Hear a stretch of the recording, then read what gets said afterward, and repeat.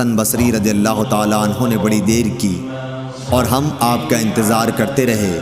جب ان کے اٹھنے کا وقت قریب ہو گیا تو آپ آئے اور بطور معذرت فرمایا کہ میرے ان پڑوسیوں نے مجھے بلا لیا تھا، اس لیے دیر ہو گئی۔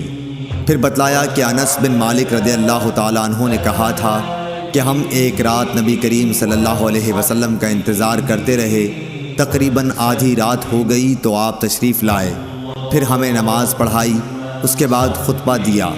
پس آپ نے فرمایا کہ دوسروں نے نماز پڑھ لی اور سو گئے، لیکن تم لوگ جب تک نماز کے انتظار میں رہے گویا نماز ہی کی حالت میں رہے ہو۔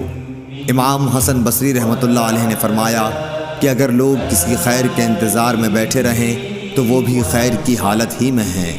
قرہ بن خالد نے کہا کہ حسن کا یہ قول بھی حضرت انس رضی اللہ تعالیٰ عنہ کی حدیث کا ہے جو انہوں نے نبی کریم صلی اللہ علیہ وسلم سے روایت کی ہے۔